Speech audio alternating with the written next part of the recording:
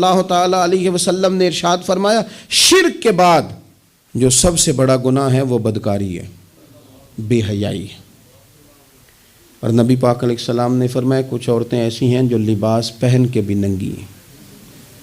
फरमाया ये वो औरतें हैं जिन्हें अल्लाह तबारक व तआला जन्नत की हवा भी अता नहीं करेंगे, खुशबू तक नहीं मिलेगी। इनको ये समझाएं। ये आजकल बड़ा उरूज है शादियों का। ख़वातीन मेहरबानी करें, अपने ऊपर रहम खाएं, ना अल्लाह की नाफरमानी मोल लें। माओ बहनों बेटियों, फिर रोती हो, दुख सुनाती हो, कहती हो बड़ी सारी आजमाइश में है। तो अगर तकलीफ़ में हो तो फिर तो रहमत वाले काम करो ना। बंदा तकलीफ़ में भी हो, दुखों में भी, और काम अजाब वाले करे तो उसे किस तरह करके आसानी मुयस्सर आएगी। इसलिए शरीयत इस्लामिया के दायरे के अंदर वक्त गुजारें।